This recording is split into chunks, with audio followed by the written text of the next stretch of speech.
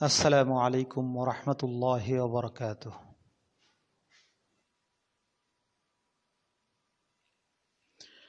بسم الله الرحمن الرحيم. الحمد لله رب العالمين الذي لا رب سواه ولا إله غيره، والصلاة والسلام على من لا نبي بعده وعلى آله وأصحابه أجمعين وعلى من تبعهم بإحسان إلى يوم الدين أما بعد. সুপ্রিয় শিক্ষার্থীবৃন্দ, আজকের অনলাইন ক্লাসে তোমাদেরকে আবারও স্বাগত জানাচ্ছি। এটি আমাদের তৃতীয় ক্লাস। আজকের এই ক্লাসটির সার্বিক ব্যবস্থাপনায় রয়েছেন প্রফেসর শেখ মোহাম্মদ নুরুল ইসলাম মাক্কি।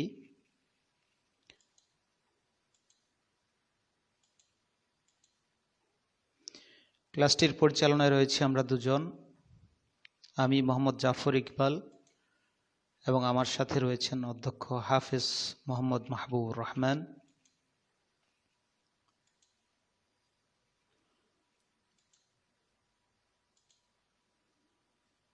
ক্লাসটির আয়োজনে যৌথভাবে কামারগাঁও আল-আমিন ইসলামিয়া আলিম মাদ্রাসা, শ্রীনগর, মুন্সিগঞ্জ এবং সিরাজনগর উম্মুল কুরা ফাজিল মাদ্রাসা, রায়পুরা, নরসিংদী।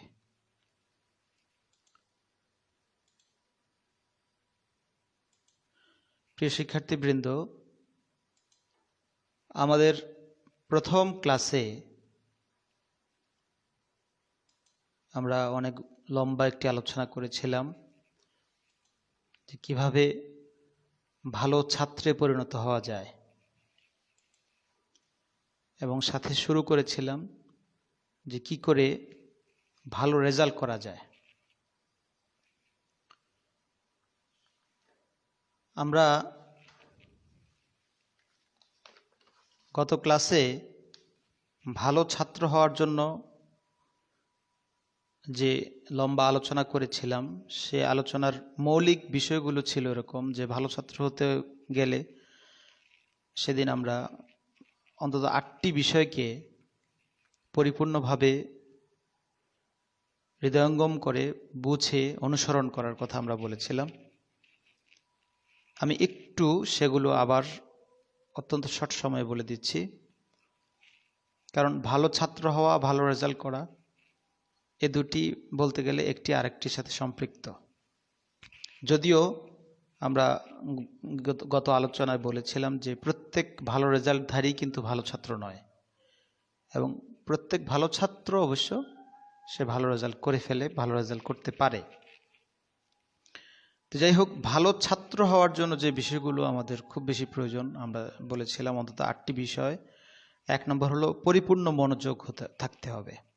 আমাদের প্রত্যেকটা ছাত্র জীবনের প্রত্যেকটা কথা বলা, প্রত্যেকটা পড়া, প্রত্যেকটা শোনা, বোঝা, দেখা, সব কিছুতে আমাদের মনোযোগী হতে হবে। এটা শুধু ছাত্র জীবন কেন, আমাদের পুরো এন্টার লাইফে আমাদের প্রতিটি কাজ, সেটা যত ছোট কাজ হোক, যত বড় কাজ হোক, যত কিছুই হোক, সেগুলোতে যখন যে কাজ আমরা করব সেখানে আমাদের শতভাগ মনোযোগ থাকতে হবে। তাহলে ওই কাজটার যে কাঙ্ক্ষিত ফলাফল সেটা আমরা লাভ করব। অনুরূপভাবে ছাত্র জীবনেও বেশি প্রয়োজন আমাদের লেখাপড়ার প্রতি মনোযোগী হওয়া। অমনোযোগী হয়ে 5-10 ঘন্টা পড়লেও তেমন কোনো লাভ হয় না, কিন্তু মনোযোগ হয়ে 5 মিনিট 10 মিনিট পড়লে এর চেয়ে বেশি লাভ আমরা ফলাফল অর্জন করতে পারি। দ্বিতীয় ছিল মনকে ফ্রি রাখা, অর্থাৎ ভালো ছাত্র হওয়ার জন্য আমার মনকে জাগতিক সকল কাজ থেকে ফ্রি রাখতে হবে, সম্পূর্ণ ফ্রি রাখতে হবে। সেগুলো জাস্ট করার জন্য করতে হবে, যে না করলেই নয়, এই জন্য করে যেতে হবে, কিন্তু সবচেয়ে বেশি গুরুত্ব দিতে হবে, প্রায়োরিটি দিতে হবে আমাদের পড়াশোনাকে। আর সেজন্য অন্য সকল কাজ থেকে আমাদেরকে ফ্রি রাখতে হবে, আমাদের মনকে ফ্রি রাখতে হবে, আমাদেরকে অবসর রাখতে হবে, মনকে খালি রাখতে হবে অন্যান্য সকল টেনশন, চিন্তা, এগুলোর ব্যাখ্যা আমরা দিয়েছি। এগুলো থেকে খালি রেখে শুধু পড়াশোনামুখী করা। আমি অন্যান্য কাজ করলেও সেই সময় যাতে মনোযোগটা আমার পড়ার প্রতি থাকে বা আমার চিন্তাটা পড়াকেন্দ্রিক থাকে। 3 নম্বর বিষয় ছিল পড়াশোনা নিয়ে নিয়মিত করা। আমরা 2-1 দিন পড়াশোনা করব, 2 মাস পড়াশোনা করব না, বা 1 মাস পড়ব, 3 মাস পড়ব না, আজকে পড়ব কালকে পড়ব না, এরকম নয়। আমরা বলেছি ধারাবাহিকভাবে নিয়মিত পড়াশোনা করা, কম করি আর বেশি করি, নিয়মিত পড়াশোনা চালিয়ে যেতে হবে আমাদেরকে, গ্যাপ দেওয়া যাবে না। 4 নম্বর আমরা সেদিন আলোচনা করেছিলাম যে 24 ঘন্টার অধিকাংশ সময় আমাদের পড়াশোনা করতে হবে ছাত্র জীবনে ভালো ছাত্র হতে হলে। অধিকাংশ সময় বলতে 12+, মানে 12+, 12-র চেয়ে বেশি, অধিকাংশ যেহেতু 24 ঘন্টা, 12 ঘন্টার চেয়ে বেশি অন্তত পড়াশোনা আমাদের করতে হবে। আর এই পড়াশোনা শুধু টেবিল কেন্দ্রিক হতে হবে এরকম নয়, আমরা টেবিলে বসে পড়তে পারি, আমরা অন্যান্য কাজে হাঁটাচলা করা অবস্থায়, কাপড় কাচা অবস্থায়, গোসল করা অবস্থায় আমরা সেগুলো পড়াশোনাগুলো আমরা মনে রাখতে পারি। এরকম হলেও যদি 12+ হয় তাহলে সম্ভব ভালো ছাত্র হওয়া। এরপর 5 নম্বর পয়েন্ট ছিল আমাদের ভালো ছাত্র হওয়ার ব্যাপারে যে বুঝে পড়াশোনা করতে হবে, আমাদের বুঝে বুঝে পড়তে হবে, পড়াশোনা করতে হবে। ছাত্র জীবনের যত দ্রুত করা সম্ভব শেষ পর্যন্ত, শুরু থেকে শেষ পর্যন্ত আমরা যা বলবো বুঝে বলবো, যা পড়বো বুঝে পড়বো, যা দেখবো বুঝে দেখব, এবং আমরা যা লিখবো বুঝে বুঝে লিখব, যা শুনবো বুঝে বুঝে শুনবো। সব কিছু আমাদের বুঝতে হবে, ব্যাখ্যালি হলে হবে না। আমাদের মানে না বুঝে কোনো কিছু পাস করা বা ছেড়ে দেওয়া, এড়িয়ে যাওয়া বা পরেরটাতে চলে মানে গেলে হবে না। আমাদের বুঝে বুঝে অ্যাডভান্স হতে হবে, অগ্রসর হতে হবে। এরপর 6 নম্বর পয়েন্ট ছিল ভাষাকেন্দ্রিক আমাদের যে পড়াশোনাগুলো, ভাষার 4টি দক্ষতা যেগুলো রয়েছে আমরা বলেছি যে সে 4টি দক্ষতা কেন্দ্রিক বা 4টি দক্ষতা অ্যাচিভ করে, অর্জনে আমাদের জন্য সচেষ্ট হতে হবে, আমাদেরকে সচেষ্ট হতে হবে। এগুলো অর্জন করেই আমাদের পড়াশোনা করতে হবে, তাহলে আমরা ভালো ছাত্রে পরিণত হব। 7 নম্বর পয়েন্টে আমরা বলেছিলাম যে প্রতিটি শব্দের পরিচয় আমাদেরকে জানতে হবে, বাংলার প্রত্যেকটা শব্দের নাম, যে এগুলো কোন পদ, আরবির প্রত্যেকটা কালেমার নাম, যে এগুলো কোন ধরনের কালেমা, ইসিম, ফেল নাকি হরফ, এবং ইংরেজির প্রত্যেকটা পার্ট অফ স্পিচ, যেটা শব্দের যেই 8টি নাম রয়েছে সেগুলো আমাদের ভালো করে চিনতে হবে। যে কোনো জায়গা থেকে, যে কোনো বই থেকে পড়ি বা শুনি, যখনই যা হোক না কেন, যে শব্দ আমার কর্ণকুহরে পৌঁছবে, আমি সেই শব্দের নামটি তৎক্ষণাৎ বলে দিতে পারি, তাহলে আমি ভালো ছাত্র। আর এটার জন্য আমাদের অল্প কিছু পড়াশোনা করে এই অভ্যস্ত হতে হবে, প্র্যাকটিস করে করে অভ্যস্ত হতে হবে। 1-2 মাস, 1-2 বছর আমাদেরকে যে এই শব্দটা পড়া মাত্রই যে এটা বিশেষ্য, এটা বিশেষণ, এটা সর্বনাম, এটা ইসেম, এটা এভাবে বলে বলে আমাদেরকে প্র্যাকটিস করতে হবে। তাহলে এক সময় আমরা এগুলোতে অভ্যস্ত হয়ে পড়বো ইনশাআল্লাহ। আমরা সকল শব্দ আমাদের কানে বাজার সাথে সাথে আমরা একটা মনে অন্তত উকি দেবে যে এটা তো এই ধরনের শব্দ। এইভাবে শব্দের পরিচয়গুলো আমাদের জানতে হবে ভালো ছাত্র হতে হলে। এরপর আমাদের বেশি বেশি করে শব্দ মুখস্থ করতে হবে। প্রত্যেক ভাষার ভালো ছাত্র সেই যে ওই ভাষাতে শব্দ বেশি জানে। এই জন্য আমাদেরকে ভোকাবুলারি, যেটা মানে শব্দ ভাণ্ডারটা আমাদেরকে সুদৃঢ় করতে হবে। এই বিষয়গুলো যদি আমরা কন্টিনিউ করে যেতে পারি ইনশাআল্লাহ, আমরা আগের ক্লাসটি দেখার অনুরোধ করছি, সেখানে আরো বিস্তারিত বিবরণ দেওয়া হয়েছে, আমরা প্রত্যেকেই ভালো ছাত্রে পরিণত হওয়া সম্ভব। আজকে আমরা ইনশাআল্লাহ ভালো ছাত্রের পরে, পড়াশোনার পরে যে বিষয়টি এখন বলতে গেলে আবশ্যক আমাদের, যে পরীক্ষায় অবতীর্ণ হওয়া। পরীক্ষায় অবতীর্ণ হলেই আমাদেরকে প্রশ্ন আসে যে পরীক্ষার রেজাল্ট আর আমার কীরকম হলো। সেক্ষেত্রে ভালো রেজাল্ট করার জন্য কতগুলো বিষয় আমরা আজকের ক্লাসে খুব সংক্ষেপে ইনশাল্লাহ আমরা উপস্থাপন করার চেষ্টা করব। তা আমরা আজকে ভালো ছাত্র হওয়ার জন্য ছোট বড় সব মিলিয়ে 17টি পয়েন্ট, ভালো ছাত্র হওয়ার জন্য 17টি পয়েন্ট আমরা উপস্থাপন করব। এই 17টি পয়েন্ট যথাযথভাবে যারা মেনে চলবে, অনুসরণ করবে, বাস্তবায়ন করবে, নিঃসন্দেহে ভালো ছাত্র হওয়ার পরে তার ভালো রেজাল্ট হতেও বাধ্য ইনশাআল্লাহ। তো আমরা শুরু করছি 17টি পয়েন্টের বিষয়ে আমরা ধীরে ধীরে এক এক করে আমরা উপস্থাপন করছি, কি করে আমরা ভালো ছাত্র হওয়ার পাশাপাশি নিশ্চিতভাবে ভালো রেজাল্ট করতে পারি সে সম্পর্কে এখন আমরা বলছি ইনশাআল্লাহ। ওয়া মা তাওফীকি ইল্লা বিল্লাহ। আমরা শুরু করছি কি করে ভালো রেজাল্ট আমরা করতে পারি। প্রিয় শিক্ষার্থী, আমাদের ভালো রেজাল্ট করতে হলে যে বিষয়গুলো প্রয়োজন আমরা বোর্ডে লিখেছি। যে আমাদের প্রথম হলো লক্ষ্য স্থির করা, অর্থাৎ আমি কিরকম রেজাল্ট করতে চাই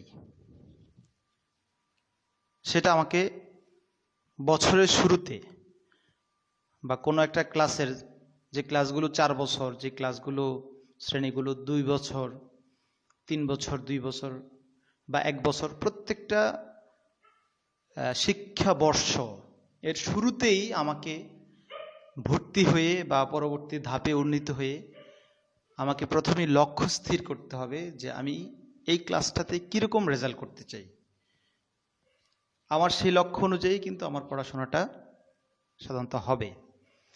কেউ যদি মনে করে যে আমি সি গ্রেড পেতে চাই, তাহলে তার ওই রকমই লেখাপড়া হবে। কেউ যদি মনে করে আমি বি গ্রেড পেতে চাই, আমি এ মাইনাস পেতে চাই, আমি এ গ্রেড পেতে চাই, তাহলে সে সেভাবেই লেখাপড়া করতে হবে বা করবে, তার টার্গেট অনুযায়ী সে লেখাপড়া করবে।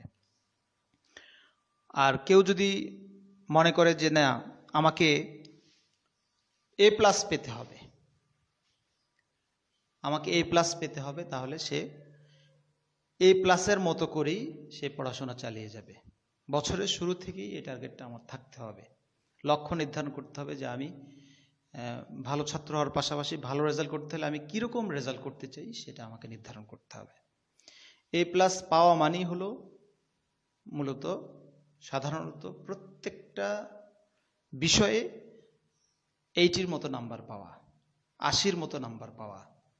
তাহলে আমাকে প্রথম থেকেই 80 কি করে পাওয়া যায়, 80 প্লাস কি করে, 90, 95, 80, 85, মানে 80-র উপরে, 80 থেকে 80-র উপরে কি করে নাম্বার পাওয়া যায়, উত্তোলন করা যায়, নাম্বার বের করে নিয়ে আসা যায় পরীক্ষকের হাত থেকে, আমার সেই টার্গেট আমাকে নির্ধারণ করতে হবে।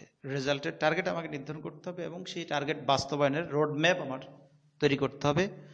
তাহলে ইনশাআল্লাহ ভালো রেজাল্ট হবে। আমি টার্গেটবিহীন লেখাপড়া করলে যে কোনো রেজাল্ট হতে পারে। টার্গেট মানে সর্বোচ্চ টার্গেটের মতো রেজাল্ট হয়ে যেতে পারে। আবার টার্গেট নির্ধারণ না করার কারণে আমার অত্যন্ত দুর্বল রেজাল্ট হয়ে যেতে পারে, নিম্নমানের রেজাল্টও হয়ে যেতে পারে। এরপরে আমাদেরকে ভালো রেজাল্ট করতে হলে নির্ধারিত সিলেবাসকে অনুসরণ করতে হবে। এটা অত্যন্ত গুরুত্বপূর্ণ বিষয়। ভালো রেজাল্টের জন্য অত্যন্ত গুরুত্বপূর্ণ একটি অনুসরণীয় বিষয়। এটা এই কারণে, আমি ছোট্ট একটি স্মৃতি আমি শেয়ার করব তোমাদের সাথে। যে আমি যখন ক্লাস 8-এ পড়ি, তখন আমরা পাশাপাশি বেডে আমরা দুজন আমরা একই ক্লাসের ছাত্র থাকতাম। তো আমি ওই ছেলেটির নাম বলছি না, অত্যন্ত ভালো ছাত্র হয় পড়ে সে। তো সে হঠাৎ করে দেখলাম যে অনেকগুলো ভাব সম্প্রসারণ মুখস্থ করছে। বাংলাতে অনেকগুলো ভাব সম্প্রসারণ মুখস্থ করছে। তা আমি তো বাংলাতে ভাব সম্প্রসারণ একটাও পড়তেছি না।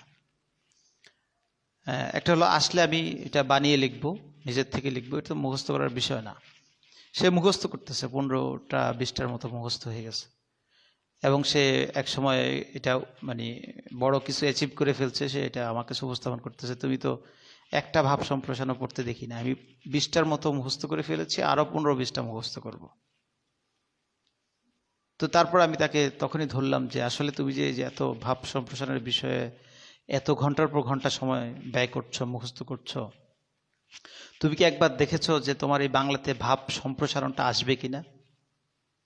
তখন সে বলো কি ভাব সম্প্রসারণ কি আসবে না পরীক্ষাতে? আমি বললাম আমি তো জানি পরীক্ষাতে আসবে না। তখন সে মাথায় হাত দিয়ে বসেছে। অনেক সময় সে নষ্ট করেছে এবং নষ্ট করার প্ল্যান করেছিল। তো সেজন্য আমাদেরকে সিলেবাসটা জানতে হবে যে আমার সিলেবাসে কি আছে, অর্থাৎ আমাকে এই শিক্ষাবর্ষে কি কি পড়তে হবে। আমার সিলেবাসটা কি কি, কোন কোন মানে একটা বইয়ে অনেক কিছু থাকতে পারে, সেক্ষেত্রে পরীক্ষার একটা সুনির্ধারিত সিলেবাস থাকে। আমরা সাধারণত যে কোরআনের তাফসির করতে গেলে কত ধরনের কথা চলে আসতে পারে, কিন্তু একটা হলো শিক্ষার জন্য, ভালো ছাত্রের জন্য একটা বিশাল একটা ব্যাপার, সেটা বাদ দিয়ে আমরা শুধু আজকে পরীক্ষার জন্য বলছি।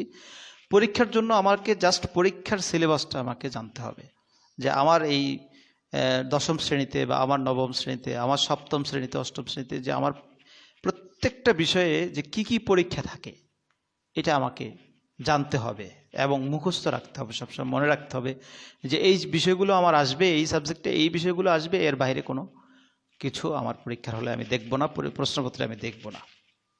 এই জন্য সিলেবাসকে আমাকে পূর্ণাঙ্গ অনুসরণ করতে হবে। ভালো ছাত্রের সিলেবাস হলো সব কিছু, আর ভালো রেজাল্টের সিলেবাস হলো জাস্ট যেটা রিকমেন্ড করা থাকে বোর্ড কর্তৃক, সেগুলো আমাকে অনুসরণ করতে হবে। এরপরে আমরা যেটা বলবো যে সাজেশনস তৈরি করা। 3 নম্বর, ভালো রেজাল্টের জন্য সাজেশনস তৈরি করতে হবে। এটাও অত্যন্ত গুরুত্বপূর্ণ একটি বিষয়। সাজেশনস নিয়ে আমরা আসলে বাজার থেকে সাজেশনস কিনি, আমরা বিভিন্ন কোম্পানির সাজেশনস কিনে বা নিজেরা অনেক কষ্ট করে সাজেশনস করি। তো এই সাজেশনস তৈরি করাটা ভালো রেজাল্টের জন্য গুরুত্বপূর্ণ। তার মানে কি, আমি বলছি না যে শুধুমাত্র কয়েকটা প্রশ্ন দাগিয়ে মার্কিং করে আমার শুধু সেগুলি শিখতে হবে, না।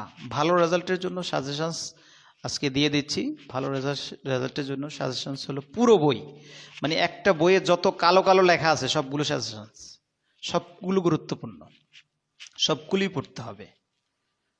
হ্যাঁ, সেক্ষেত্রে আমরা যে বিষয়গুলো এক্ষেত্রে বলতে পারি যে এই সাজেশনসের মধ্যে আমি 3টা ক্যাটাগরি করব। একটা হলো এ ক্যাটাগরি, একটা হলো বি ক্যাটাগরি, আর একটা হলো সি ক্যাটাগরি। সি ক্যাটাগরির পড়াগুলো আমি অন্তত একবার হলেও পড়ব। পুরো বইটা আগা হতে গোড়া পর্যন্ত সবটা সি ক্যাটাগরির পুরো বইটা আমি শেষ করব। আমি গত আলোচনা বলেছি আমরা বিভিন্ন ক্লাস পার করে যাচ্ছি ছাত্ররা, কিন্তু এমনও ছাত্র পাওয়া যাবে, এই ছাত্রের সংখ্যাই পরিমাণই বেশি, শতকরা 99% ছাত্র এরকম, ইল্লা মাশাআল্লাহ একজন থাকতে পারে, কিন্তু 99% ছাত্র এরকম যে তার যে একটা ক্লাসের যে বই 10টা 12টা 15টা, সে একবারের জন্য এই বইগুলো রিডিং দিয়ে শেষ করে না। আসলে উচিত ছিল আমি এই ক্লাসটা পার হয়ে যাচ্ছি, অন্তত আমাকে একটু জানা যে এই বইগুলোতে আমার এই ক্লাসে আমার জন্য কি কি পড়া ছিল। পড়া তো দূরের কথা, পৃষ্ঠা উল্টিয়েও প্রত্যেকটা বই আমরা শেষ করি না, এটা কিন্তু খুব খারাপ জিনিস। তো আজকের ভালো রেজাল্টের জন্য যেটা বলছি যে সি ক্যাটাগরি হলো পুরোটা বই, একবার হলো পুরোটা বইকে আমার পড়তে হবে।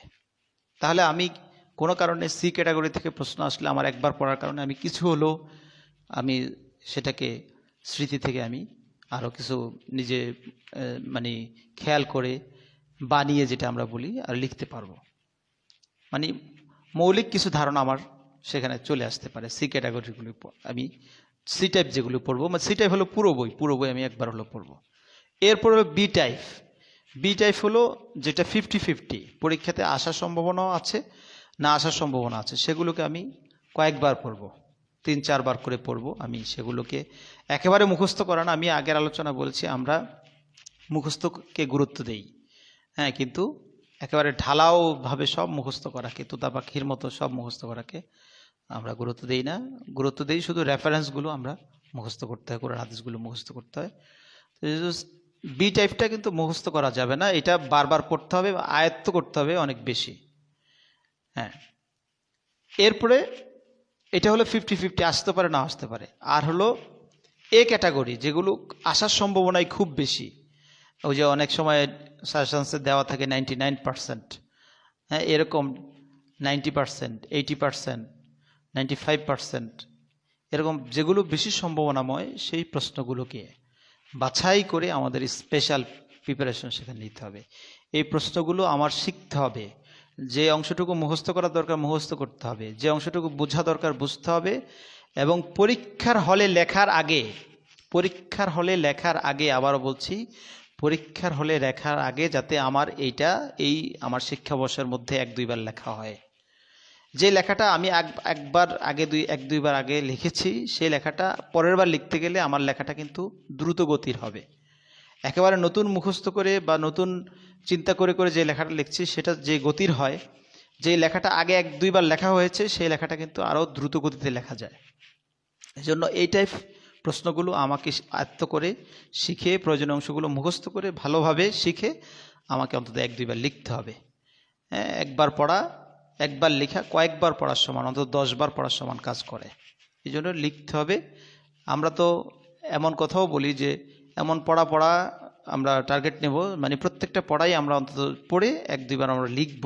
এরকমভাবে যদি আমরা পড়ে যেতে পারি এই পড়াটা অনেক বেশি টেকসই হবে ইনশাআল্লাহ।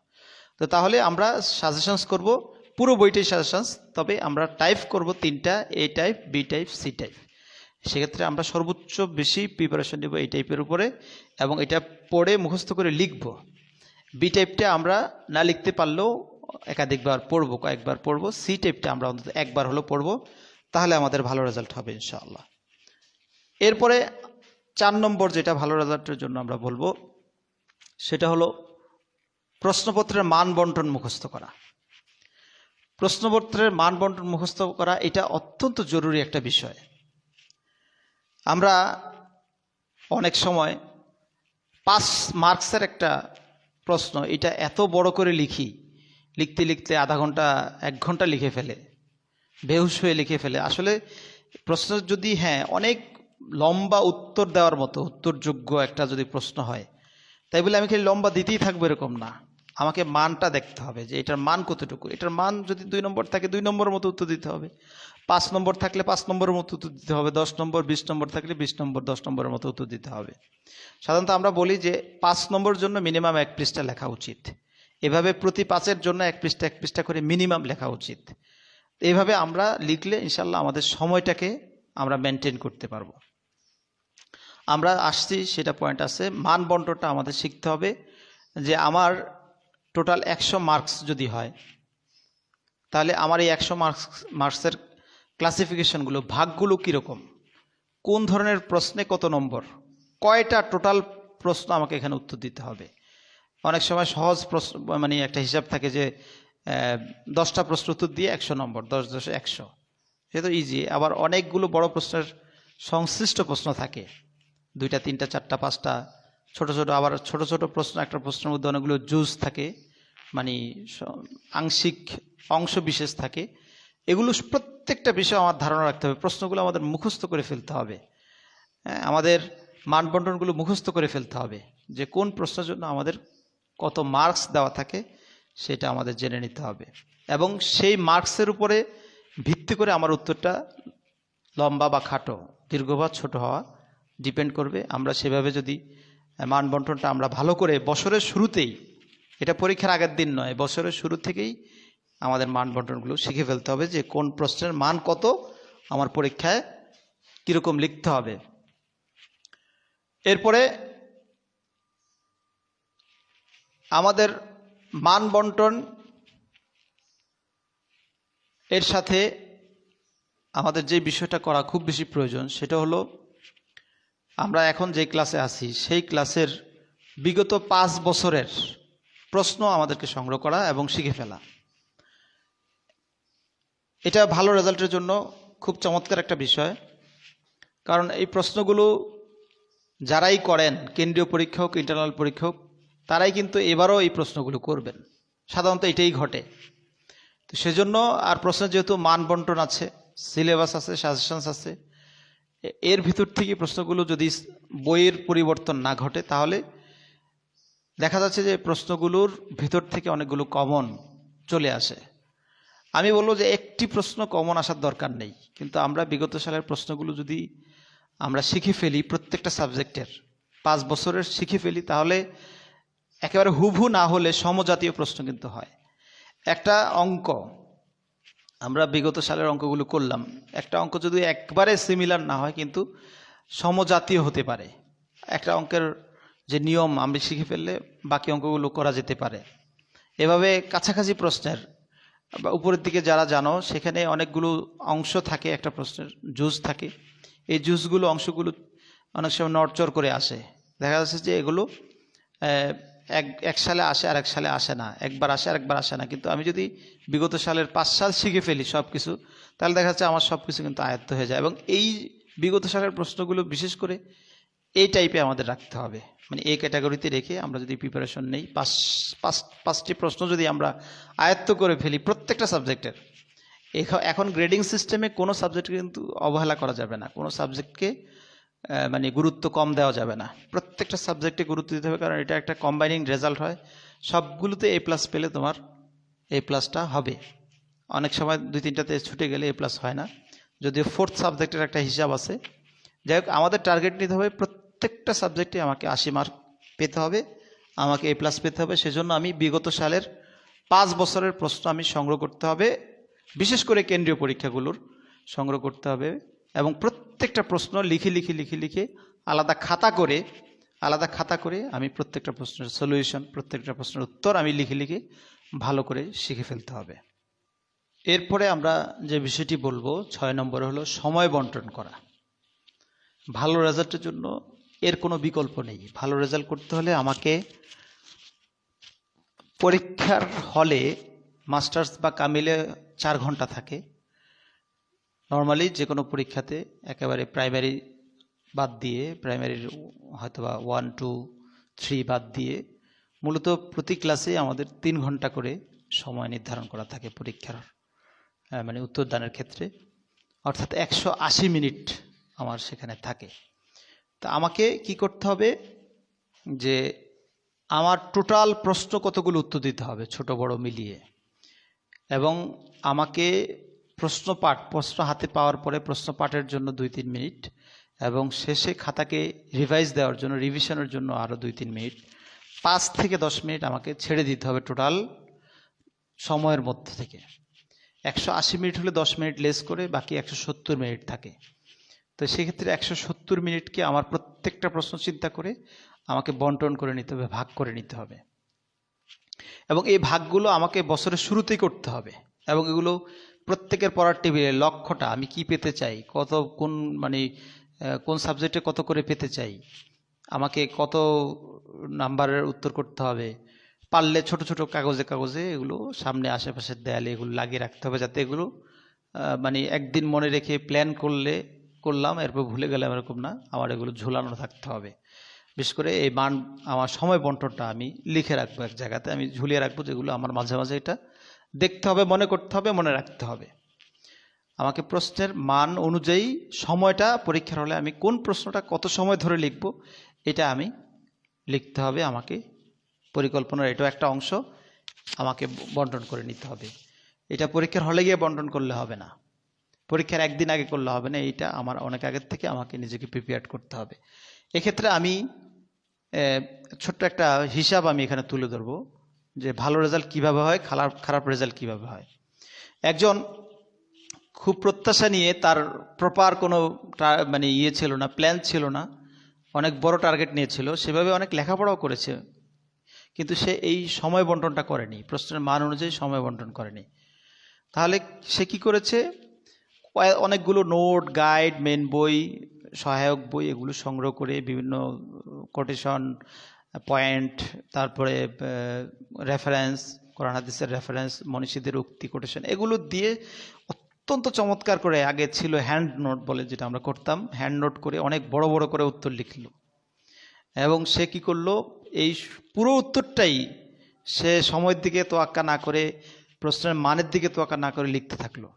সে এত সুন্দর, হাতের লেখাও সুন্দর করে লিখলো এবং এত সুন্দর করে বড় বড় করে লিখলো যে কেউ দেখে সবাই একেবারে তৃপ্ত হয়ে যাচ্ছে। আমরা খাতা মূল্যায়ন করি, আমরা তখন খাতাটা যখন দেখলাম একদম সত্যি আমরা আবেগে আপ্লুত হয়ে পড়ি, এত চমৎকার লেখা, না তাকে তো নাম্বার কম দেওয়া যায় না, হয়েছেও তাই। সে ওই যে দেখেন প্রথম লাইনে, প্রথম সারিতে, বাঁ পাশের অঙ্কতে, সেখানে সে তার উত্তরে সন্তুষ্ট হয়ে পরীক্ষক মহোদয়, এক্সামিনার, তিনি কি করলেন, তার প্রথম প্রশ্নে 10 নম্বরে 10ই দিয়ে ফেললেন, দ্বিতীয় প্রশ্নে 10 নম্বরে 10ই দিয়ে ফেললেন, তৃতীয় প্রশ্নে 10-এ 10ই দিয়ে ফেললেন, রচনামূলক প্রশ্ন। তৃতীয় প্রশ্নে এসে তার মান একটু কমেছিল, সেজন্য 9 দিয়েছেন। চতুর্থ প্রশ্নেও 9 দিয়েছেন। পঞ্চম প্রশ্নেও তাকে 9 দিয়েছেন, ষষ্ঠ প্রশ্ন তাকে 9 দিয়েছেন, সে ছয়টি প্রশ্ন উত্তর করেছে 10টি প্রশ্নের স্থলে। এটা কেন করেছে? সে অনেক বড় বড় করে লিখতে গিয়ে ব্যয় হিসেবে লেখার কারণে, সে অতিরিক্ত সুন্দর করার কারণে, সুন্দর করেছে, যেগুলো করেছে সুন্দরই করেছে, বাকিগুলোর খবর নাই, সে ফুল অ্যান্সার করতে পারেনি। সে প্রথম দিকে খুব তৃপ্ত ছিল, কিন্তু পরে মাথায় হাত দিয়ে বের হয়ে যে অন্তত 40 নম্বরের অ্যান্সার তার ছুটে গিয়েছে। হলো কি, সে তার রেজাল্ট উত্তরগুলো ভালো করার কারণে তার ফলাফলটা এরকম আসলো যে সবগুলিতে ভালো নাম্বার পাওয়ার কারণে, কিন্তু সংখ্যায় পরিমাণে কম হয়ে যাওয়াতে তার নাম্বার এসেছে মোট 57। 10 10 10 9 9 9 57 নম্বর হয়েছে। আর একটা ছাত্র বুদ্ধিমান যে মান অনুযায়ী সময় বন্টন করে নিয়েছে, লেখাটা খুব স্লো করেনি, খুব দ্রুত করেনি, লেখাটা অসুন্দর করেনি, মোটামুটি রেখে সে অনেক বেশি যতটুকু সে তার ক্যাপাসিটি আছে ওইরকম করে প্রশ্নটাকে ছোট ছোট করে, যেগুলো না দিলেই নয় এরকম কথাগুলো রেখে, বাকি অতিরিক্ত কথাগুলো ছেড়ে দিয়ে, বা কম অপ্রয়োজনীয় এবং কম গুরুত্বপূর্ণ কথাগুলো ছেড়ে দিয়ে সে হয়তোবা যে প্রথম ছাত্রের অর্ধেক করে লিখেছে একটা প্রশ্ন, হ্যাঁ, কিন্তু মৌলিক কথাগুলো তার আছে, যথাযথ টু দ্য পয়েন্ট সে উত্তর করেছে। হ্যাঁ, তাহলে সে কি করেছে, এক্সামিনার সাহেব তার লেখায় এত বেশি সন্তুষ্ট না হতে পারেননি, বা এত বেশি মানে মন খারাপও করতে পারেননি, সেজন্য তাকে গড়ে 7 7 7 করে 3 নাম্বার দিয়েছেন। এবং 10টি প্রশ্নে 7 করে পাওয়ার কারণে 10ও পায়নি, 9ও পায়নি, 8ও পায়নি, 7 পেয়েছে। অন্তত 3 নম্বর করে কম পাওয়ার পরেও প্রতি সাবজেক্ট প্রশ্নে সে দিন শেষে মানে হিসেব করে সে 10টি প্রশ্নে 70 পেয়ে গেল। রেজাল্ট কার ভালো হলো? রেজাল্টটা নিঃসন্দেহে ভালো হলো যে মান অনুযায়ী সময়টা বন্টন করে নিয়েছে। এই জন্য অবশ্যই বছরের শুরু থেকেই আমাকে প্রশ্ন সম্পর্কে আইডিয়া নিয়ে মান অনুযায়ী আমার পরীক্ষার হলে আমি কোন প্রশ্ন কত সময় ধরে লিখব, এই সময়টাকে আমাকে অবশ্যই বন্টন করে নিতে হবে। এটা ভালো রেজাল্টের জন্য অত্যন্ত গুরুত্বপূর্ণ একটি দিক। এরপর আমাকে পরীক্ষা ভালো রেজাল্টের জন্য যে বিষয়টিকে খুব গুরুত্ব দেওয়া দরকার, সেটা হলো পরীক্ষা নিয়ে আমাকে ভয়ভীতি ও টেনশন না করা। পরীক্ষা নিয়ে কোনো ধরনের ভয়ভীতি ও টেনশন করা যাবে না। পরীক্ষাকে একদম সাধারণ একটা বিষয় মনে করতে হবে। আমি ন্যাচারালি যে কাজগুলি করি, নর্মালি যে কাজগুলি করি, মাদ্রাসার আঙ্গিনাতে যে কাজগুলি করি, বাসায় যে কাজগুলি করি, যেভাবে ঘুমাই, ঘুম থেকে উঠি, খাওয়া দাওয়া করি, হ্যাঁ, খেলাধুলা করি, পড়াশোনা করি, যেরকম একেবারে স্যাটিসফাইড মন নিয়ে, নিশ্চিন্ত মন নিয়ে করি, ঠিক পরীক্ষার হলেও এইভাবে নিশ্চিন্ত মন নিয়ে আমাদেরকে যেতে হবে। পরীক্ষার হলে যাওয়া, পরীক্ষার ভিতরে পরীক্ষা নিয়ে কোনো সময় টেনশন করা যাবে না। যে ভালো ছাত্র হওয়ার যে প্রক্রিয়াগুলো আমরা বলেছি, সেগুলো যদি কেউ মেনটেন করে এবং আজকের যে ভালো রেজাল্টের যে শর্তগুলো বা যে নিয়মগুলোর দিক নির্দেশনাগুলো দিচ্ছে, এগুলো যদি কেউ ভালো করে মেনে চলে, তাহলে এগুলোর কারণেই তার ভয়ভীতি এবং টেনশন এমনিতেই দূর হয়ে যাবে। তারপরেও কোনো ধরনের টেনশন, ভয়ভীতি করা যাবে না। যে মনে করতে হবে যে পরীক্ষার জন্য ভালো করার চেষ্টা করতে হবে, আমাদের চেষ্টা আমরা করে যাব, এটাকে বাস্তবায়ন করা বা সফলতা দান করা এটা আল্লাহর দায়িত্ব। হ্যাঁ, ওয়াফাওকা তাদবীরিনা লিল্লাহি তাদবীর, ওয়াফাওকা তাদবীরিনা লিল্লাহি তাকদীর। অর্থাৎ আমাদের তাদবীর যেটা, আমরা যে প্রচেষ্টা করব, এটার আগে কিন্তু তাকদীর লেখা আছে আল্লাহ রাব্বুল আলামিনের কাছে। তাকদীরে যেটা আছে সেটা হবেই। ওয়ান লাইসা লিল ইনসানি ইল্লা মা সাআ, আমরা প্রচেষ্টাই করে যেতে পারবো, চেষ্টার বাইরে কিছু নেই।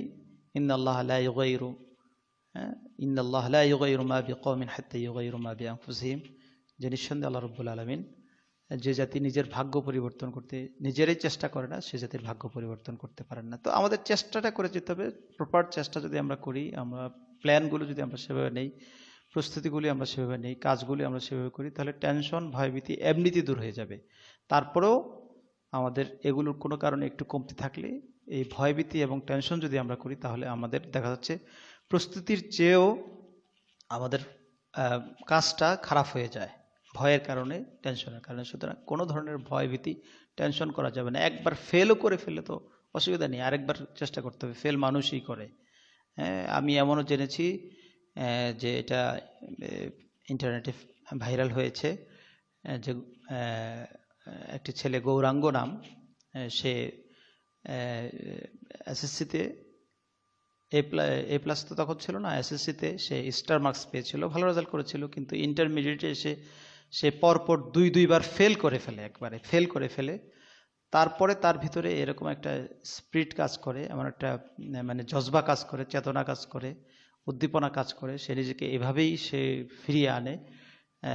এমনভাবে সে লেখাপড়া করে, পরবর্তীতে সে কুমিল্লা বোর্ডে মানে তখন শীর্ষস্থান অর্জন করে, মানে এসএসসিতে এইচএসসিতে সে বোর্ডে প্রথম স্ট্যান্ড, ফার্স্ট, তখন স্ট্যান্ড ছিল, ফার্স্ট স্ট্যান্ড করে, মানে দুইবার সেই ক্লাসে ফেল করার পরে সে ফার্স্ট স্ট্যান্ড করে। তোমাদের যদি সম্ভব হয় তাহলে এই গৌরাঙ্গের যেই তার যে পড়াশোনার যে লাইফটা সে ইয়ে করেছে, কেঁদে কেঁদে সেখানে বর্ণনা করেছে, তোমরা এটা ইন্টারনেটে সার্চ দিয়ে দেখে ফেলে, এটা দেখা প্রত্যেকটা ছাত্রের জন্য খুবই জরুরি সে ভালো করতে হলে। তাহলে ভয় ভীতি টেনশন পরীক্ষা কেন্দ্রিক আমাদের একদম জিরো পর্যায়ে নিয়ে আসতে হবে, কোনোভাবে টেনশন ভয়ভীতি করা যাবে না। এরপরে পরীক্ষার আগের দিন ও রাতের খাবার, গোসল ও ঘুম ঠিক রাখা। আমরা ওই আগেরটার কাছাকাছি ভয়ভীতি এবং টেনশনের কারণে এবং অতিরিক্ত চাপ নেওয়ার কারণে এবং সারা বছর ফাঁকিবাজি করার কারণে পরীক্ষার সময় পড়াশোনার একটু চাপও অটোমেটিক বেশি হয়ে যায়, যার কারণে দেখা যাচ্ছে তার খাবার গ্রহণটা যথাসময় এবং যথাযথভাবে হয় না, পর্যাপ্ত হয় না। সে গোসল করতে ভুলে যায়, সকালের গোসল গিয়ে রাতে গিয়ে করে, বিকেলে গিয়ে করে, অথবা গোসল একদম করেই না। এবং ঘুম মানুষের সুস্থ থাকার জন্য একটা স্বাভাবিক দেহে স্বাভাবিক মানুষের জন্য অন্তত 6+ তার ঘুমাতে হয়, 6 ঘন্টার উপরে ঘুমাতে হয়। তা এখন আমি যদি কয়েকদিন টানা যদি আমি একেবারেই না ঘুম যাই, বিশেষ করে পরীক্ষার সময় যদি না ঘুম যাই, আমি খাবার গ্রহণটা যথাযথ না করি, গোসল ঠিক মতো না করি, ঘুম ঠিক মতো না যাই, তাহলে হয়তো 1-2টা পরীক্ষা আমার প্রিভিয়াস এনার্জির কারণে আমি ভালো করতে পারবো, কিন্তু পরবর্তীতে শেষ দিকে এসে একদম কিন্তু আমাদের সব কিছু এলোমেলো হয়ে যাবে, অসুস্থ হয়ে যাবে। আমার মানে ছাত্র জীবনের শুরুর দিকটা অনেকটা এরকম হতো যে আমি পরীক্ষার এমন কোনো পরীক্ষা থাকতো না যে পরীক্ষার মধ্যে অসুস্থ হই নাই। জ্বর, সর্দি, মাথা ব্যথা, বিশেষ করে মাথা ব্যথা, কাশি, এই জাতীয় অসুখগুলো শুরু হয়ে যেত। তা আমার যতটুকু মনে পড়ে, আমি ওই ভাইটাকে আর আমি মনে করতে মানে সাক্ষাৎ করতে পারিনি, আমার নামটি মনে আছে, ইসরাফিল নামে একজন ভাই। আমি তখন মাত্র ক্লাস 8-এ পড়ি, তিনি তখন পড়তেন ফাজিল শ্রেণীতে, ডিগ্রিতে, ধামতি আলিয়া মাদ্রাসায় পড়াশোনার সময়। তখন ইসরাফিল ভাই, আমি এখনো মনে পড়ে যে আমরা তখনও পড়াশোনার জন্য কতটুকু আন্তরিক ছিলাম, যে সিনিয়র ভাইদের কাছে আমরা পরামর্শ চাইতাম। আমি ইসরাফিল ভাইকে বলতাম যে ভাইয়া, আমার তো পরীক্ষার সময় আমি ম্যাক্সিমাম সময় অসুস্থ হয়ে পড়ি, তো আমি কি করা উচিত এক্ষেত্রে? তখন তিনি বললেন যে ওই যে কথাগুলো আমরা আগে বলে এসেছি, যে রীতিমতো বছরের শুরু থেকে পড়াশোনা করতে হবে, ঈদের দিন সব পড়তে হবে, কম পড়ো, ঈদের দিন সব পড়তে হবে, কিন্তু পড়া মিস করা যাবে না, পড়া ফেলে রাখা যাবে না। আমার হতো কি, আমি ওই সময় যে পড়া খুব ফেলে রাখতাম এরকম না, দেখা যাচ্ছে যে সহায়ক বইগুলোকে বেশি গুরুত্ব দিতাম। কিছু উপন্যাস পড়ার একটা অভ্যাস ছিল, অতিরিক্ত বই পড়ার অভ্যাস ছিল আমাকে। ছাত্রজীবনে অনেক সময় এই অতিরিক্ত বই পড়িয়ে এই নামে অনেকে চিনত হয়তো বা বলা বলে করতো। তো বলতেছে এগুলো কমিয়ে আনতে হবে, তুমি টেক্সট বুক যে পাঠ্য বইটা এটা কন্টিনিউ মানে যে যতটুকুই পড়ো এটা রীতিমতো পড়তে হবে। তাহলে দেখা যাচ্ছে কি, তুমি রীতিমতো পড়ার কারণে তোমার পড়াগুলো হয়ে যাবে, এটা জমবে না, পরীক্ষার আগে জমবে না। তোমার অসুস্থ হওয়ার মূল কারণ হলো পরীক্ষার সময় তোমার সব জমানো পড়াগুলো, পাহাড় পরিমাণ পড়াগুলো তুমি পাগলের মতো পড়া শুরু করে দাও, তুমি ঘুমাও না, খাও না, তারপরে গোসল করো না ঠিক মতো, তাহলে হয় কি 1-2টা পরীক্ষার পরে তুমি অটোমেটিক অসুস্থ হয়ে পড়ো। সেজন্য রিল্যাক্সে পরীক্ষা দেওয়ার জন্য আমাদের সারা বছরই পড়ে আসতে হবে। বিশেষ করে পরীক্ষা কেন্দ্রিক পড়া আগে হোক বা না হোক, কম হোক আর বেশি হোক, পরীক্ষার সময়গুলোতে, পরীক্ষার অন্তত 1 সপ্তাহ আগ থেকে আমার খাবার ঠিক রাখতে হবে যথাসময়ে, আমার গোসল ঠিক রাখতে হবে যথাসময়ে, এবং আমার পর্যাপ্ত ঘুমাতে হবে। এগুলো কোনো ধরনের এক্সকিউজ হবে না, এখানে কোনো ধরনের নড়চড় করা যাবে না। খাওয়া দাওয়া, গোসল, ঘুম, এগুলো আমাদেরকে ঠিক রাখতে হবে যদি আমরা ভালো রেজাল্ট করতে চাই। ভালো রেজাল্টের জন্য এটা অত্যন্ত গুরুত্বপূর্ণ, কারণ আমি যদি দাঁড়িয়ে না থাকি, আমি যদি সুস্থ না থাকি, তাহলে যত ভালো প্রিপারেশনই আমার থাকুক না কেন, আমি যদি পরীক্ষার হলে লেখার মতো যোগ্যতা আমার না থাকে, শক্তি আমার না থাকে, আমি যদি অসুস্থ হয়ে পড়ি, তাহলে ওই পুরো রেজাল্টে আমার বাতিল হয়ে গেল, পুরো ফলাফলটা আমার জিরো আসলো, আমি ফেল করলাম, অনুপস্থিত থাকলাম। সুতরাং এই জন্য ভালো রেজাল্টের জন্য স্বাস্থ্য সচেতন হওয়া দরকার, স্বাস্থ্যের প্রতি খেয়াল রাখা দরকার। ঘুম, খাবার এবং গোসল, এগুলো আমাদের পরীক্ষার সময় অবশ্যই ঠিক রাখতে হবে। এরপরে আমাদের ভালো রেজাল্টের জন্য পরীক্ষার হলে যথাযথ ও পর্যাপ্ত উপকরণ নিয়ে যেতে হবে। এটা না বললেই নয়, এটার জন্য অনেক সমস্যা হয়, অনেকের ভালো রেজাল্টের পথে এটা অনেক বেশি প্রতিবন্ধক হয়ে দাঁড়ায়, অন্তরা হয়ে দাঁড়ায়। যেমন অ্যাডমিট কার্ড এবং রেজিস্ট্রেশন কার্ড, অনেকে এগুলো নিয়ে পরীক্ষার হলে যায় না, কেউ অনেকে না, কেউ যায় না। তো এটার জন্য সে বের হয়ে আসতে হয়, হ্যাঁ, তার বিঘ্ন ঘটে, তার সময় নষ্ট হয়, এমনকি পরীক্ষা সহ পরীক্ষার বড় একটা অংশ তার নষ্ট হয়ে যায়। সুতরাং আমাকে এটা খুব ভালো করে এনশিওর করতে হবে আমি যখন বের হচ্ছি তখন আমার অ্যাডমিট কার্ড, রেজিস্ট্রেশন কার্ড আমার সাথে আছে কিনা। এরপর যে বিষয়গুলো আমাকে বেশি গুরুত্ব দিতে হবে, একটা স্কেল পাওয়া যায়, রাউন্ড স্কেল, রাউন্ড চারিদিকে গোলাকার মানে বৃত্তাকার, বৃত্তাকার নাকি এটা কি মানে বর্গাকৃতির পাওয়া যায়, রাউন্ড স্কেল পাওয়া যায়। হ্যাঁ, এই রাউন্ড স্কেল কিনতে হবে অথবা নর্মাল স্কেলও কিনতে হবে। আমাকে স্কেলিং করতে হবে অন্তত উপরে এবং পাশে, বাম পাশে এবং উপরে আমাকে স্কেল করতে হবে, না হলে রাউন্ড স্কেল হলে চারপাশে করতে হবে। রাউন্ড স্কেলটা আবার একবারে এরকম ছোট রাউন্ড স্কেল হবে না, যে হলে হবে না যে খাতার ম্যাক্সিমাম অংশই বাইরে থেকে গেল, মাঝখানে ছোট্ট একটু রাউন্ড করা হলো, তাহলে আমি কি করতে ওই অল্প একটু ভিতরে লিখবো, এটা কিন্তু আমাদের অপচয় হয়ে যায়, সেজন্য এটা করা যাবে না। আমাকে এরকমভাবে রাউন্ড স্কেলটা বানিয়ে নিতে হবে, কিনতে হবে, যে খাতার একটু স্কেলটা হয়ে যাবে কিন্তু ম্যাক্সিমাম খাতাটাই থাকবে, অপচয় হবে না এবং এগুলো চোখে পড়ার মতো অড লুকিং হবে না। আর এই রাউন্ড স্কেলটা বেশি প্রয়োজন কেন, আমি এই যে লেখাটা বোর্ডে লিখলাম, এটা এখন যেরকম লাগছে, আমি যদি করি কিনা বলে চারপাশে যদি আমি রাউন্ড করে দেই তাহলে লেখাটা আমার আরেকটু সুন্দর লাগবে। আমি একটু দেখাচ্ছি। হ্যাঁ, দেখো এখন তোমাদের ব্ল্যাকবোর্ডে দেখো যে একটু আগেরটার সাথে কম্পেয়ার যদি আমরা করি, আগের এই লেখাটাই যখন রাউন্ড ছিল না, চারপাশে এভাবে মার্জিন রেখে স্কেল করা ছিল না, তখন যেরকম ছিল এখন আরেকটু ভালো দেখাচ্ছে। এই জন্য একটা রাউন্ড দিলে লেখাটা সুন্দর হয়। আমি নিঃসন্দেহে বলবো যে সুন্দর লেখা অনেক বেশি প্রয়োজন। এই ব্যাপারে আমরা গত ক্লাসে বলেছিলাম সুন্দর লেখা কেন প্রয়োজন এবং কিভাবে সুন্দর লেখা করতে হবে, সেগুলো আমরা বলেছিলাম। ভালো রেজাল্টের জন্য এরকম সুন্দর হাতের লেখার কোনো বিকল্প নেই, অবশ্যই সুন্দর হাতের লেখার প্রভাব পড়বে। সুন্দর হাতের লেখা ছাড়া ভালো রেজাল্ট করা অনেক অংশে কোনো ক্ষেত্রে অসম্ভব হয়ে দাঁড়ায়। সেজন্য আমার মার্জিন রাখা বা স্কেল করা এটা খুব বেশি প্রয়োজন। এই জন্য রাউন্ড স্কেল বা নর্মাল স্কেল আমার কিনে নিতে হবে। সাইন পেন, যেটা মার্কিং পেন, এটা আমাদের কিনে নিতে হবে। এই যে ক্লাস 3 লিখেছি, এখানে একটু আমার নিচে আন্ডারলাইন করা, একটু মার্কিং পেন দিয়ে মার্ক করা, আমি যে নাম্বারিংগুলো করেছি এই নাম্বারগুলিতে একটু মার্কিং করা, এগুলো করলে লেখাটাকে সুন্দর হয়, লেখাটা মানে ফুটে, ইয়েটা খাতাটা ঝকঝকে হয়, সুন্দর হয়, আকর্ষণীয় হয়। এটাতে আলাদা কোনো নাম্বার দেওয়া থাকে না বড় ক্লাসগুলোতে, কিন্তু টোটাল নাম্বারের উপরে একটা প্রভাব পড়ে, একটা মনস্তাত্ত্বিক কাজ এক্সামিনের উপরে করে। সেজন্য এই উপকরণগুলো আমাদের লাগে। এগুলো নিয়ে খাতা সুন্দরের জন্য, লেখা সুন্দর, লেখা ফোটানোর জন্য এই বিষয়গুলো আমাদের দরকার। এরপরে অন্তত একটি কলম নিয়ে যাওয়া যাবে না, 2-3টি ভালো মানের কলম, যেগুলো নষ্ট হওয়ার সম্ভাবনা কম কিন্তু লেখা যায় ভালো, ধরা যায় ভালো, এরকম ভালো মানের কলম নিয়ে যেতে হবে। এরপরে ঘড়ি নিয়ে যেতে হবে। ঘড়ি আমরা এখন হচ্ছে কি মোবাইলের প্রচলন হওয়ার কারণে আমরা হাতে ঘড়িটা আমরা খুব একটা ইউজ করি না, 1-2 জন ছাড়া হয়তোবা শতকরা। আর মোবাইল ঘড়ি আমরা ইউজ করি, মোবাইলের ঘড়ি ইউজ করি, কিন্তু পরীক্ষার হলে তো কোনোভাবেই মোবাইল নিয়ে প্রবেশ করা যায় না।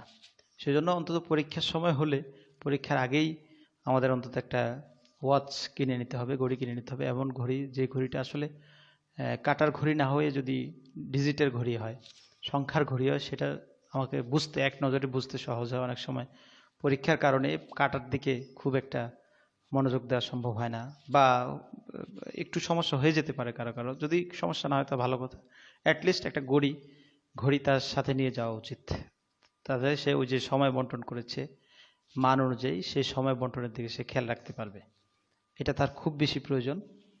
হ্যাঁ, এই ঘড়ি একটা গুরুত্বপূর্ণ বিষয়, এটা নিয়ে যেতে হবে। কারণ অনেক সময় পরীক্ষার কেন্দ্র যেটা হল, যে রুমে তোমার পরীক্ষা হবে, সেই রুমে দেয়াল ঘড়ি নাও থাকতে পারে, বা থাকলেও তোমার এমন একটা পজিশন তোমার থাকবে যে যেখান থেকে তুমি ঘড়িটাকে সেভাবে দেখতে পাচ্ছ না, বা অনেক পিছনে তোমার সিট পড়লো, যে সামনে ঘড়িটা ঝুলানো আছে সেটা তুমি সেখানে ভালো করে দেখতে পাচ্ছ না, বা কয়টা বেজেছে তুমি সেটা ভালো করে বুঝতে পারছো না। এই জন্য একটা ঘড়ি তোমার খুব বেশি প্রয়োজন। এরপরে পানি নিয়ে যাওয়া, হলে পরীক্ষার হলে পানি নিয়ে যাওয়া, এটা অত্যন্ত প্রয়োজনীয় একটা বিষয়। পানি, অনেকে পানি পান করার নাম দিয়ে হল থেকে বারবার বের হয়, হ্যাঁ, সেজন্য, বা পানি বলে ওয়েট করতে থাকে বা টেনশনটা ওদিকে থাকে, সেজন্য সময় নষ্ট হওয়ার সম্ভাবনা খুব বেশি। সেজন্য ছোট্ট একটা বোতলে কিছুটা পানি নিয়ে যেতে পারো। তুমি খুব সুস্থতা ফিল করতেছো, হঠাৎ করে তুমি পরীক্ষার হলে, আল্লাহ না করুক, কিছুটা অসুস্থতা ফিল করলা, তখন আসলে এই বিশ্বের সবচেয়ে বড় ট্রিটমেন্ট হলো পানি। আল্লাহ রাব্বুল আলামিন পানি দিয়ে সব কিছুকে জীবন্ত করেন, হ্যাঁ, সেজন্য প্রত্যেক রোগের প্রতিষেধক হলো পানি, মানে ওষুধ হলো পানি। পর্যাপ্ত পানি যারা পান করে, বিশুদ্ধ পর্যাপ্ত পানি, তাদের সাধারণত রোগবালাই কম হয়। তারপরেও অনেক ধরনের বড় রোগগুলোর তাৎক্ষণিক কিছুটা মানে কমফোর্ট ফিল করা, উপশম হওয়া, এটা পানির মাধ্যমে হয়ে থাকে। অবসাদ, ক্লান্তি, হ্যাঁ, বুক ব্যথা, বুক জ্বালা, পেট ব্যথা, এগুলো অনেক সময় দেখা যাচ্ছে পানির কারণে এগুলো মুহূর্তেই ভালো হয়ে যায় বা কমে যায়। সেজন্য পানিটা তোমার পরীক্ষার হলে রাখা খুব বেশি প্রয়োজন। আমরা এরপরে যে বিষয়টা বলবো 10 নম্বরে, যে পরীক্ষার হলে যাওয়ার প্রাককালে তাড়াহুড়া না করা। এটা অত্যন্ত গুরুত্বপূর্ণ বিষয়। যে আরবিতে একটি প্রবাদ আছে, রুব্বা উজালাতিন তাহাবুরাইসা, যে এমন কিছু তাড়াহুড়া আছে যেগুলো মূলত বিলম্বের কারণ হয়। আমরা তাড়াহুড়া করি কেন? যাতে আমাদের কাজটা আমরা প্রপারলি যথাসময়ে করতে পারি, হ্যাঁ, সুচারুভাবে করতে পারি। এটা তাড়াহুড়া করি যে উদ্দেশ্যে, দেখা যাচ্ছে তাড়াহুড়াটাই আমাকে সে উদ্দেশ্য থেকে দূরে সরিয়ে দেয়। তাড়াহুড়াই আমাদের বিলম্বের কারণ হয়ে দাঁড়ায়। এজন্য এত তাড়াহুড়ার দরকার নেই। ধীরস্থিরভাবে, অন্তত পরীক্ষা যাওয়ার আগে কোনো কাজই তাড়াহুড়া করার দরকার নেই খুব বেশি। হ্যাঁ, 2-3টা কাজ আছে যেগুলো স্পেশাল হাদিসে বলা হয়েছে, সেগুলো তাড়াহুড়া করতে হবে। যেমন মানুষ মারা গেলে খুব তাড়াতাড়ি দাফন করতে হয়, কোনো মেয়ের বিয়ের উপযুক্ত হলে সেক্ষেত্রে তাড়াহুড়া করতে। যাই হোক, ওই প্রসঙ্গ অন্য বিষয়। তো পরীক্ষার হলে যাওয়ার অন্তত প্রাককালে আমাদের তাড়াহুড়া করা যাবে না। ধীরস্থিরভাবে আমি, হ্যাঁ, সবকিছু গুছিয়ে শান্তভাবে যাব। অনেক সময় তাড়াহুড়া করার কারণে, আল্লাহ না করুক, রোডে অ্যাক্সিডেন্ট হয়। বেখেয়ালি তাড়াহুড়া করে রোড পাস হতে গিয়ে অ্যাক্সিডেন্ট করে, শেষে তো তার জীবন নিয়ে টানা নেই, পরীক্ষা দেবে কি করে। এই জন্য সাবধান। অন্তত পরীক্ষা হলে পৌঁছা পর্যন্ত, সকালবেলা যাওয়ার সময়, পরীক্ষা শুরু হওয়ার আগে আমাদের যে গমনটা, উপকরণগুলো নেওয়া, বাসা থেকে বের হওয়া হতে শুরু করে, সব কিছু একদম শান্তভাবে, ধীরস্থিরভাবে আমাদের করতে হবে। কোনোভাবেই সেক্ষেত্রে তাড়াহুড়া করে এগুলো করা যাবে না, তাহলে হিতে বিপরীত হবে। ভালোর চেয়ে খারাপটাই বেশি হওয়ার সম্ভাবনা খুবই বেশি। এরপরে যে বিষয়টি অত্যন্ত গুরুত্বপূর্ণ ভালো রেজাল্টের জন্য, যে যথাযথভাবে বৃত্ত ভরাট করা। এই বিষয়টি আসলে এমন একটি বিষয় যে এখানে যদি কোনোভাবে ভুল হয়ে যায়, সেক্ষেত্রে দেখা যায় যে একটা ছাত্রের রেজাল্ট বন্ধ হয়ে যেতে পারে, রেজাল্ট আটকে যেতে পারে, হ্যাঁ, তারপরে রেজাল্ট উইথেল হয়ে যেতে পারে, তারপরে এমনকি ফেল করে বসতে পারে। অনেক সময় সেট দেওয়া থাকে, সেট পূরণ করতে হয়, বিশেষ করে যেটা বহু নির্বাচনী অংশে সেট দেওয়া থাকে। তো কেউ যদি এ সেটের পরিবর্তে বি সেট মানে বৃত্ত ভরাট করে, কিন্তু সে পেলো এ সেট খাতাটি, মানে প্রশ্নপত্রটি, তো সেক্ষেত্রে তার নাম্বারটি টোটালি, মানে সে ফেল করে ফেলবে, এবং এক্ষেত্রে তার ফেল হয়ে যাওয়ার সম্ভাবনা আছে। আমরা এক্ষেত্রে একটা বিষয়ে আরো সেটা হলো যে বৃত্তটা কিভাবে ভরাট করবে। অনেকে দেখা যাচ্ছে যে একটা বৃত্তে সর্বোচ্চ মানে আধা সেকেন্ড লাগার কথা, সেখানে একটা বৃত্ত ভরাট করতে তার 2 সেকেন্ড লেগে যাবে। বৃত্তটা ভরাট করতে সে যেভাবে করে, আমি একটু দেখাচ্ছি যে এইটা হলো একটা বৃত্ত দেওয়া থাকে, যেটা ফাঁকা, যেটা ভরাট করার কথা বলা থাকে, সে এইভাবে খোঁচাতে থাকে আস্তে আস্তে আস্তে আস্তে আস্তে আস্তে আস্তে, এভাবে 1-2 মিনিট ধরে বৃত্তটা ভরাট করে। আসলে বৃত্তটা ভরাট করতে গেলে শুরুতে যেটা করা উচিত সেটা হলো, অবশ্যই বৃত্ত ভরাটটা যে কোনো কলম দিয়ে করা যাবে না, বল পয়েন্ট কলম দিয়ে করতে হবে, যেটাতে আমরা বৃত্তটা লিখি সাধারণত, এরকম কলম দিয়ে করতে হবে। তো বৃত্তটা ভরাট করে নিয়ে প্রথমে আমাকে একটু যত্নের সাথে, যাতে বৃত্তের বাহিরে আমার মানে দাগটা না যায়, সেজন্য যত্নের সাথে আগে বৃত্তের ভিতর দিক দিয়ে একটা রাউন্ড করে ফেলতে হবে, ভিতর দিক দিয়ে রাউন্ড করে ফেলতে হবে। এরপরে এটা দ্রুত করা যায়, তাহলে বাইরে আর যাবে না। ব্যাস, এটা আধা সেকেন্ড বা সর্বোচ্চ 1 সেকেন্ডের মধ্যে ভিতরটা ভরা করতে হবে। এভাবে আগে চারদিকে ঘুরিয়ে এনে পরে ভিতরে অংশটা করবো। কারণ ভিতর থেকে যদি আসি তাহলে দেখা যাচ্ছে ভিতরটা ঘোরানোর পরে যখন আমি রাউন্ডের কাছে যাই তখন এটা বাইরে চলে যায়। এই জিনিসটা অনেকে ভুল করে, এটা ভুল করা যাবে না। এরপরে ভালো রেজাল্টের জন্য খাতায় সঠিক তথ্য প্রশ্নের নম্বরের সাথে উপযুক্ত উত্তরটি লেখা খুবই প্রয়োজনীয় একটি বিষয়।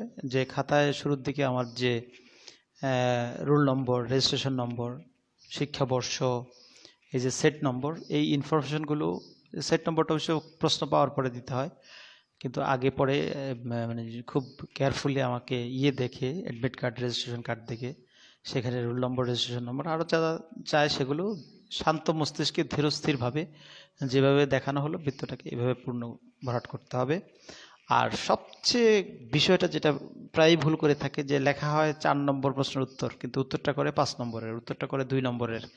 এটা একটা বিরাট ধরনের ভুল। তখন এক্সামিনার সাহেব যদি আসলে উনি কিন্তু নিয়ম অনুযায়ী এটা কেটে দিয়ে মানে 0 দেওয়ার কথা, এখানে নাম্বার মার্কিং না করারই কথা, হয়তো বা দিয়ে ফেলেন, কিন্তু এটা দেওয়া আসলে নিয়ম বহির্ভূত বা বিধিসম্মত নয়। সেজন্য কি করতে হবে, আমাকে বারবার অন্তত রিভাইজের সময় আমি যে উত্তরটা লিখছি সেই উত্তরটা, সেই প্রশ্নটার নাম্বারিংটা আমি ঠিক করেছি কিনা, নম্বরটা আমি ঠিক মতো লিখেছি কিনা, 4 নম্বর প্রশ্ন, 5 নম্বর প্রশ্ন, 6 নম্বর প্রশ্ন, এবং ওই প্রশ্নের উত্তর সেখানে লেখা হয়েছে কিনা, এটা কিন্তু খুবই গুরুত্বপূর্ণ একটি বিষয়, এটা আমাদের খেয়াল রাখতে হবে। ক্লাস লম্বা হয়ে যাচ্ছে, আমি খুব দ্রুত শেষ করে দিচ্ছি। এরপর হলো আমাদের পরীক্ষার হলে কোনোভাবে সময় নষ্ট করা না করা, এইটা নিয়ে একটু কথা আমাকে বলতেই হবে। আসলে পরীক্ষার হলে নানাভাবে আমাদের সময় নষ্ট হয়, খুবই সীমিত সময়, 3 ঘন্টার যে সময়, এটা আমরা বিভিন্নভাবে নষ্ট করে ফেলি। এটা আমাদের করা যাবে না। আমরা নষ্ট করি বাথরুম করার নাম দিয়ে, 1 নম্বর 2 নম্বর, প্রস্রাব পায়খানা করার নাম দিয়ে। কেন? হ্যাঁ, আপনি পরীক্ষার হলে যাওয়ার আগে, পরীক্ষা শুরু হওয়ার আগে আপনার এই জাতীয় কাজগুলো আপনি ভালো করে নেন, ছাত্ররা করে নেবে। অন্তত 3 ঘন্টা তার তো প্রস্রাবের কোনো, আমার মনে পড়ে না আমার জীবনে আমি কোনো সময় পরীক্ষার চলাকালীন সময় 3 ঘন্টার মধ্যে একটি পরীক্ষা একবারের জন্য প্রস্রাব করতে বের হয়েছি। আলহামদুলিল্লাহ, সারা জীবনে কোনো পরীক্ষায় প্রস্রাব করতে বের হয় নাই, বাকিটা করতে বের হই নাই। অথচ অহরহ দেখা যাচ্ছে যে ছেলেমেয়েরা যারা অন্য উদ্দেশ্যে বের হয় সেটা ভিন্ন কথা, কিন্তু ন্যাচারালি অনেকেই যদি স্রেফ প্রস্রাব পায়খানার জন্য সে যে বের হয়, তাহলে তো 5-10 মিনিট চলে যায় এখানে। এটা কি করে সম্ভব? পরীক্ষার হলে একটা সেকেন্ড, একটা মিনিট অত্যন্ত মূল্যবান, এখানে আমি প্রস্রাব পায়খানার নাম দিয়ে 10 মিনিট নষ্ট করে ফেলি, এটা তো খুবই খারাপ একটি জিনিস। পরীক্ষার হলে এভাবে প্রস্রাব পায়খানার জন্য আমাকে সময় নষ্ট করা যাবে না।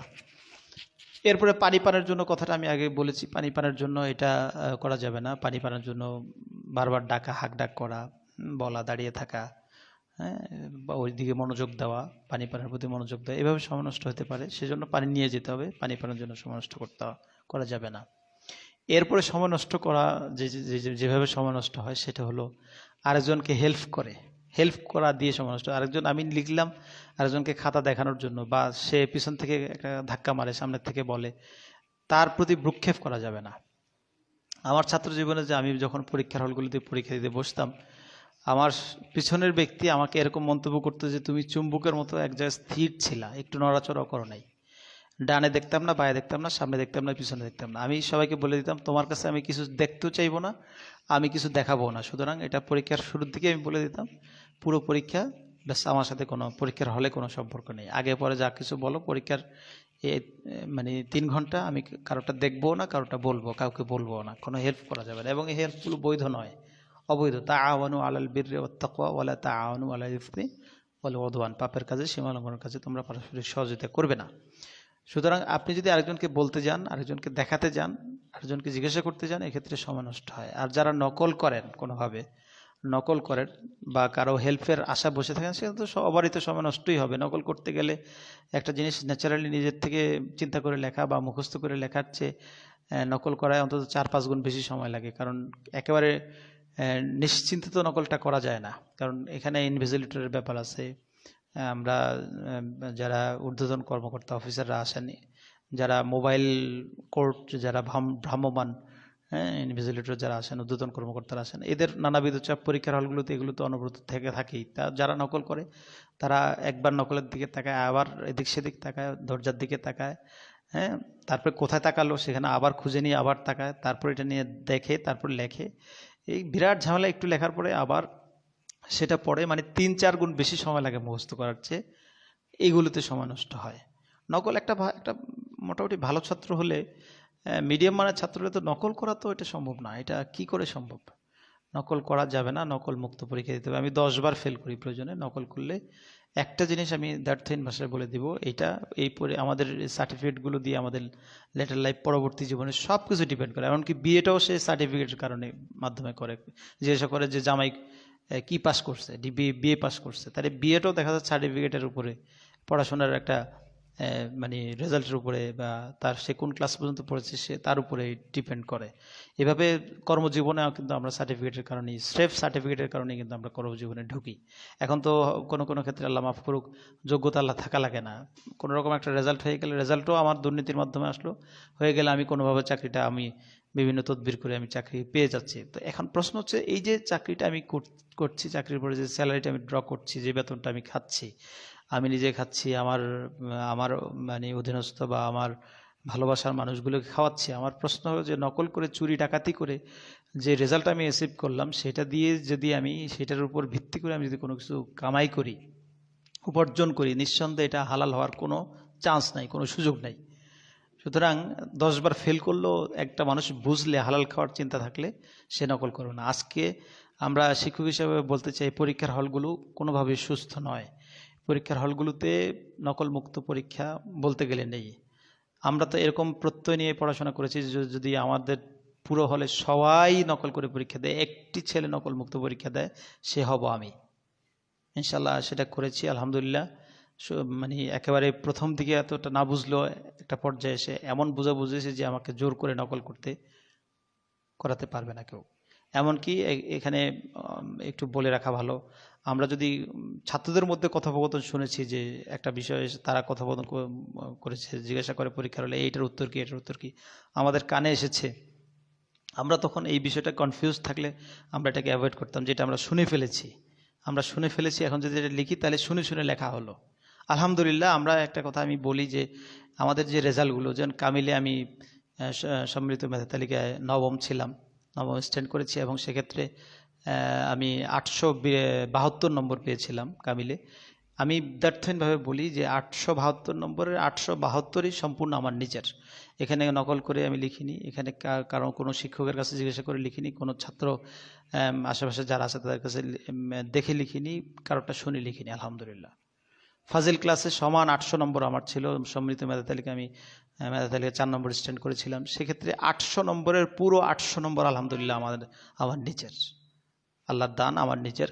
এবং ফাজিলের কথা একটু বলতে হয় সেক্ষেত্রে, মানে আমাদের যে ইংরেজি পরীক্ষা ছিল, এটা অত্যন্ত কঠিন একটা সাবজেক্ট ছিল। এখানে যে প্যাসেজটা এসেছিল সেটা আকাশের উপরের প্যাসেজ, হ্যাঁ, মানে মাথার উপরের প্যাসেজ।